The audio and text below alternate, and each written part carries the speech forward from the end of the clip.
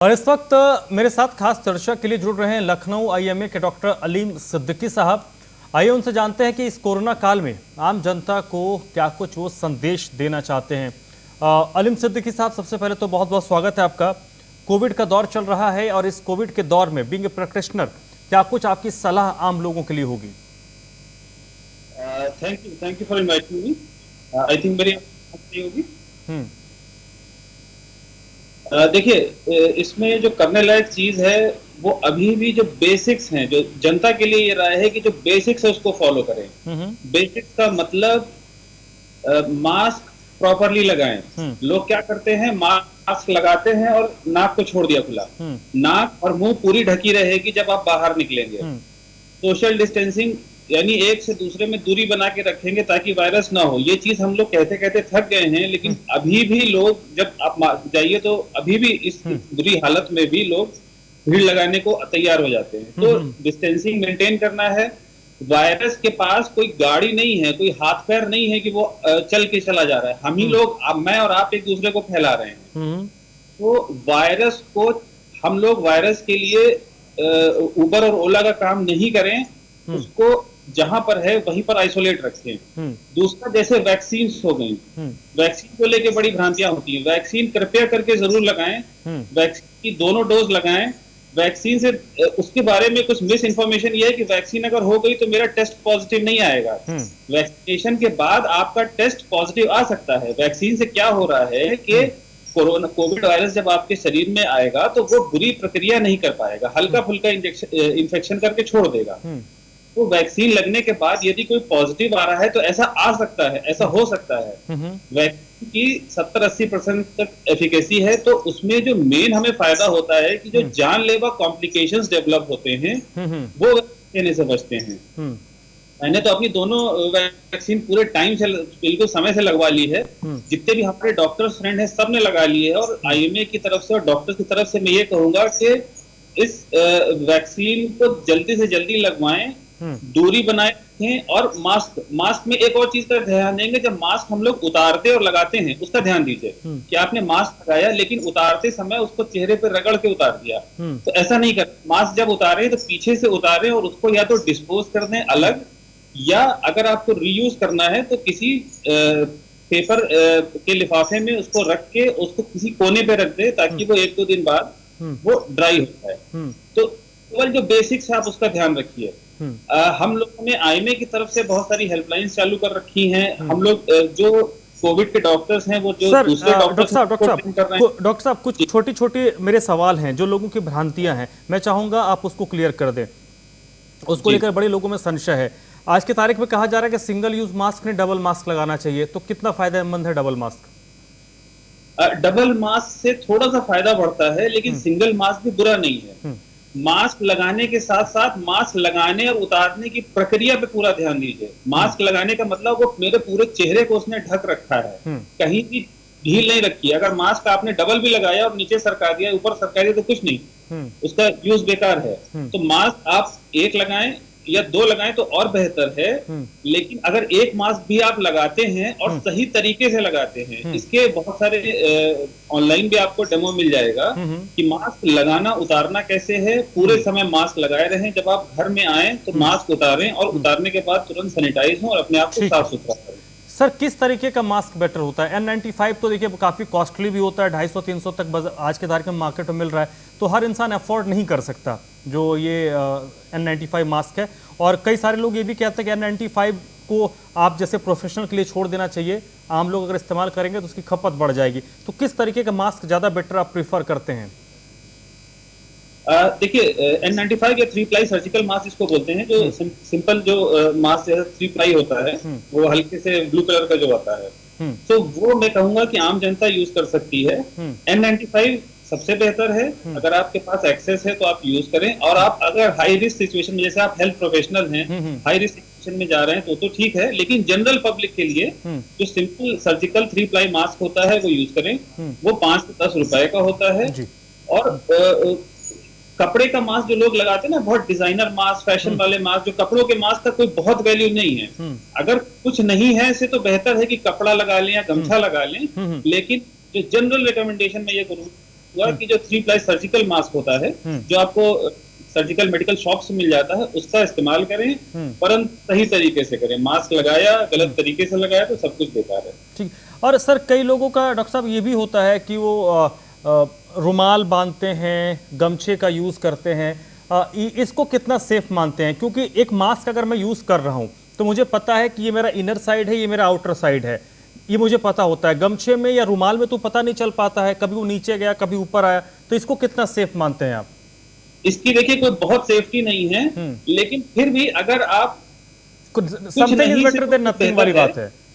हाँ, नहीं से तो कुछ बेहतर है कि आप गमछा ही लगा लें, लेकिन प्रेफरेबल यही है कि आप मास्क करें। देखिए मास्क में कोई खास इन्वेस्टमेंट नहीं है। अगर 5 रुपए की एक चीज आपकी जान बचा ले रही है, और क्या है ना, आपने जो घर से लोग निकल रहे हैं उन्होंने मास्क लगाया, तो आप अपने घर वालों की भी तो जान बचा रहे हैं। तो एक मास्क के इस्तेमाल से एक परिवार बच रहा है। आप बाहर गए, आप इन्फेक्शन घर में ले आए, घर में जो बूढ़े हैं उनको दे दिया आपने और वो परेशान हो गए। तो अगर आप मास्क लगा रहे हैं तो आप अपने और अपने पूरे घर की सुरक्षा कर रहे हैं, तो इसलिए मास्क डिस्टेंसिंग का पूरा इस्तेमाल करें। सर एक और सवाल, क्योंकि पिछले कुछ दिनों से कई सारे रिपोर्ट्स आ रहे हैं, एक बॉडी नामचीन जर्नल है, उनका एक रिपोर्ट आया था आज से सप्ताह भर पहले, जिसमें उन्होंने स्टडी किया, बड़े चर्चित, दुनिया भर का चर्चित वो हेल्थ जर्नल है, उसमें उन्होंने एक रिपोर्ट छापी थी जिसमें उन्होंने इस चीज़ का जिक्र किया। पहले हम ये देखते थे कि ग्राउंड में कोई नहीं है, आसपास कोई नहीं है, तो खुला एरिया था, मास्क रिमूव कर लेते थे। उनका ये कहना, रिपोर्ट ये कहती है, आपको शायद संभवतः पता भी होगा, कि अब ये एयर में भी हो सकता है। तो कोशिश ये कीजिए कि अगर आप बाहर जा रहे हैं और वहाँ कोई नहीं है, अगर एक बहुत बड़ा हॉल भी है और वो पैक है, तो वहाँ ऐसे जगहों पर तो बिल्कुल भी आप अपने मास्क को रिमूव मत कीजिए, अगर आपके आसपास कोई ना भी हो फिर भी। अब बिल्कुल जो बंद जगह हैं उसमें कई बार हो सकता है कि मान लीजिए एयर मॉइस्ट है, वायरस के लिए कंड्यूसिव है, तो वायरस देर तक हवा में लटक सकता है। तो अगर आप बंद जगह बिल्डिंग्स में जा रहे हैं जहां पे कोई नहीं है, हो सकता है आपसे 2 मिनट पहले, 5 मिनट पहले कोई वहां से निकल गया हो जिसने वायरस को वहां पे रिलीज कर दिया हो, तो स्पेशली बंद जगह में अगर आप लगाए रहें तो बहुत अच्छा है। देखिए ये सिर्फ अवधारणा, मनोधारणा है कि हम मास्क लगाते हैं तो घुटन होती है, परेशानी होती है, कुछ नहीं होता है। अगर आप इसको सिर्फ आदत डाल लें, आप ये सोचें कि इस छोटी सी गतिविधि से आप अपना, परिवार का, सबका, देश समाज का सुधार कर रहे हैं। अगर गर्मी लग रही है, पसीना गर्मी लग रही है, घुटन लग रही है, कुछ नहीं होती है। मास्क में हवा आने जाने का पूरा रास्ता होता है। तो मास्क को लगाएं, बंद जगह में अगर जा रहे हैं तो कृपया लगाएं, वो बेहतर रहेगा, एडवाइजेबल रहेगा। ठीक है। अब सर थोड़ा आते हैं ट्रीटमेंट वाले राउंड पे, कि कई लोग ये कहते हैं कि चलिए अगर कोई इन्फेक्टेड हो गया उसके बाद तो डॉक्टर ही उनको प्रिस्क्राइब कर सकते हैं। इसको लेकर तमाम सरकारें कोशिश कर रही, आयुष मंत्रालय है वो अपनी ओर से कोशिश कर रहा है, मेडिकल साइंस भी अपनी ओर से कई सारी चीज़ें कर रहा है। हम इंडियंस काफ़ी ब्लेस्ड हैं कि हमारे पास बहुत ऐसी चीज़ें हैं जिसके ज़रिए हम अपने, क्योंकि ये पूरा खेल सर इम्यून का है और हमारी इम्यूनिटी किसी बाहरी देश से के कंपैरेटिवली थोड़ा मजबूत है, क्योंकि ऐसी चीज़ें हमारे रोज़मर्रा की डाइट में शामिल हैं। तो आज की तारीख में आप इन्फेक्टेड ना हो इसके लिए क्या कुछ चीज़ें करना चाहिए? देखिए इन्फेक्टेड ना होगा तो फिर वही बेसिक चीज बार बार मैं कहूंगा, मास्क लगाएं, डिस्टेंसिंग करें, यही चीज इन्फेक्शन से बचाएगी। अगर आपकी इम्यूनिटी बेहतर है, रोग से लड़ने की प्रतिरोधक क्षमता यानी इम्यूनिटी बेहतर है, तो वायरस आप पे कम काम करेगा।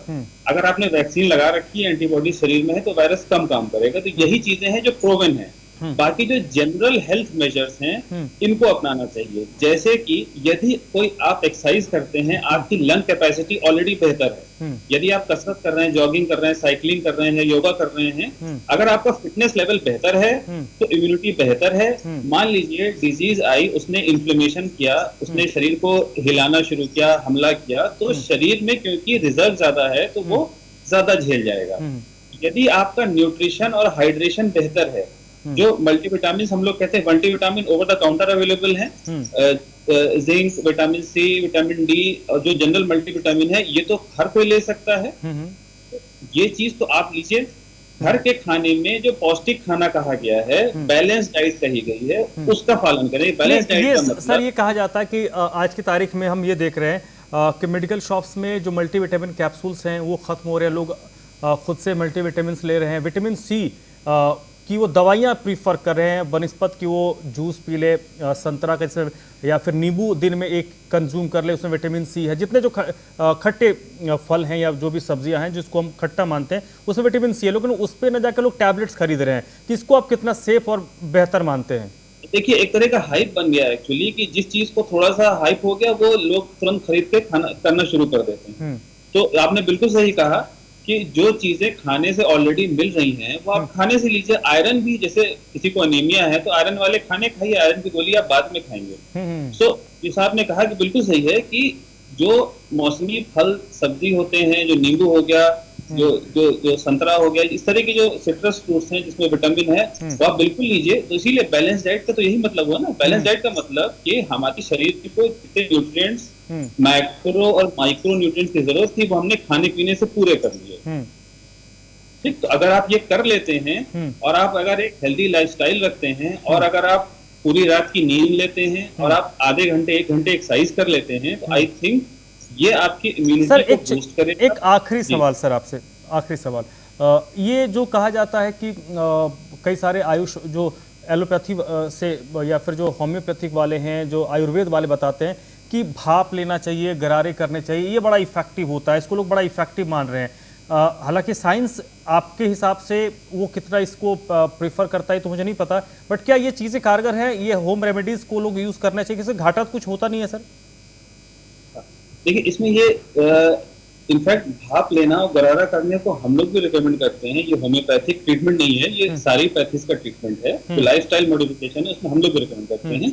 भाप और गरारे का जो बेहतर इस्तेमाल है जब आप बीमार नहीं पड़े हैं तब भाप लेना, गरारा करना, या बहुत लोग जल लेटी करते हैं, तो वो जिसको सूट करता है उसके लिए बेहतर है। बस इसमें थोड़ा सा एक प्रिकॉशन ये होता है कि एक बार आपके मान लीजिए इन्फेक्शन आ गया, फिर आप स्टीम उड़ा रहे हैं, नेबुलाइजेशन कर रहे हैं, तो उसमें ध्यान रखना होता है कि वायरस को और ना करें और कफ को, बहुत ज्यादा खांसी को इंड्यूस ना करें। तो गरारा करना, भाप लेना बेहतर है, लेकिन अगेन इसको भी ओवरडू नहीं करें। मतलब आपने इतनी भाप ले ली कि जो आपका नेजल म्यूकोसा सीलिया, जो उसका जो लोकल सरफेस है, अगर आप उसको गर्मा के डैमेज कर देंगे तो वो भी नुकसानदेह है। ठीक है, यानी तो दिन में सर, दिन में 1 बार या 2 बार हो जाए काफी है? 1 बार या 2 बार बेहतर है। जब आप बाहर से आए, तो 1 बार उसको ले लें, वो बेहतर रहेगा। किसी भी चीज को ओवरडू नहीं करें। ठीक है, अत्यधिक कुछ भी ना करें। बहुत बहुत शुक्रिया डॉक्टर साहब, डॉक्टर अलीम सिद्दीकी, हमसे बातचीत करने के लिए आपने वक्त दिया सर। तो ये डॉक्टर अलीम सिद्दीकी थे, इंडियन मेडिकल एसोसिएशन की ओर से बता रहे थे कि क्या कुछ आपको इस दौर में करना चाहिए जिससे आप एक हेल्दी जीवन व्यतीत कर पाएं और कोरोना को अपने परिवार से दूर रख पाएं।